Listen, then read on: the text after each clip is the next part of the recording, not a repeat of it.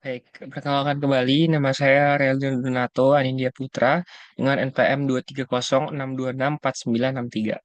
Dan pada kesempatan kali ini saya akan kembali membahas pertanyaan-pertanyaan yang diberikan di modul 3 ini. Oke, langsung saja ke pertanyaan nomor satu. Apa yang dimaksud dengan polimerisasi pertumbuhan rantai? Dan apa bedanya dengan pertumbuhan tahap? Oke, jadi chain growth polymerization itu tuh juga proses pembentukan polimer. Jadi dia itu proses di mana pertumbuhan rantai polimer terjadi secara bertahap melalui penambahan monomer ke ujung aktif rantai. Dan dia biasanya melibatkan radikal bebas, kation, atau anion. Perbedaan utamanya dengan pertumbuhan tahap, step.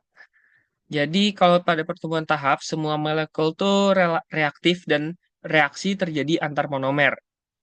Terjadi antar monomer, dimer, oligomer, dan lain-lain. Dan kalau pada pertumbuhan rantai, hanya ujung rantai yang aktif dan pertumbuhan sangat cepat setelah inisiasi. Oke, lanjut ke nomor 2. Eh, Jelaskan tahap inisiasi, propagasi, dan terminasi dalam polimerisasi radikal bebas. Jadi yang pertama untuk inisiasi.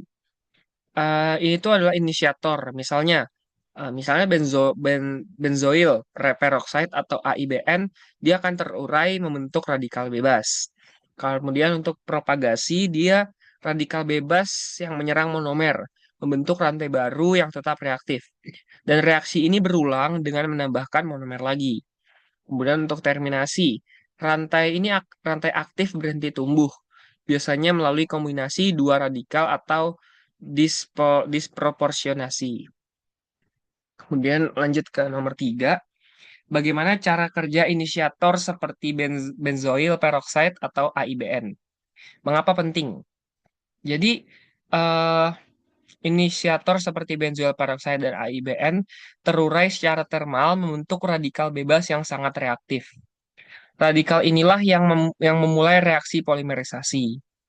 Dan dia penting karena tanpa radikal inisiasi, monomer tidak akan bereaksi. Kemudian efisiensi dan kestabilan inisiator juga mempengaruhi laju dan hasil reaksi.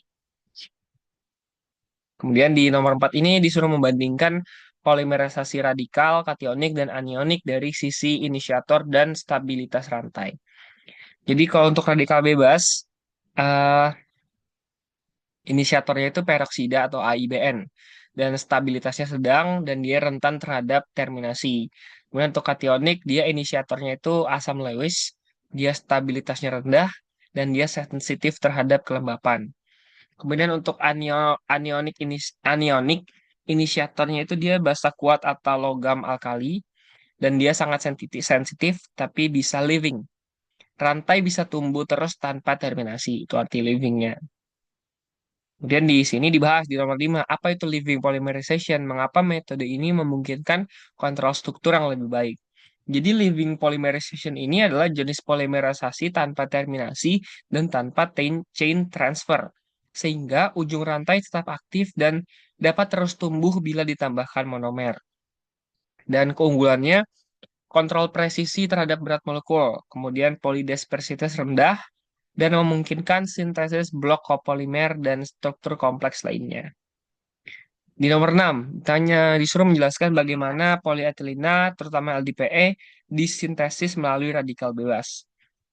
Jadi LDPE atau low density polyethylene disintesis dengan polimerisasi radikal bebas pada tekanan tinggi, sekitar 1000 sampai 3000 atm, dan suhu tinggi sekitar 200 sampai 300 derajat Celcius. Dan proses ini menghasilkan struktur polimer yang sangat bercabang. Dia menghasilkan densitas rendah dan fleksibilitas yang tinggi. Kemudian nomor 7, bagaimana PP disintesis dengan bantuan katalis Ziegler-Natta? Apa keunggulannya? Jadi PP ini, polipropilena, disintesis dengan polimerisasi koordinasi menggunakan katalis Ziegler-Natta. Contohnya TiCl4 ditambah Al C2H5 3 kali. Proses ini memungkinkan pengendalian taktisitas atau isotaktik dan simbiotaktik. Kemudian di nomor 8, ditanya apa perbedaan struktur dan sifat antara PE dan PP. kedua polimer ini. Pada struktur, PE tidak memiliki gugus samping besar, sedangkan PP memiliki gugus metil di tiap unit ulang. Kemudian sifatnya PP ini lebih kaku dan tahan panas dibanding PE. Sedangkan PE lebih fleksibel dan tahan benturan, terutama LDPE. Di nomor 9, bagaimana metode polimerisasi mempengaruhi sifat PS dan PVC? Jadi, VS, polistirena, dibuat dengan polimerisasi radikal.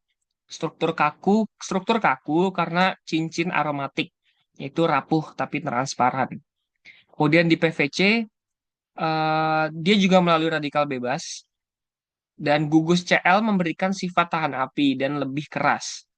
Dan aditif sering ditambahkan untuk sifat plastisitasnya. Kemudian di nomor 10, ditanya peran chain transfer dalam mengontrol berat molekul polimer.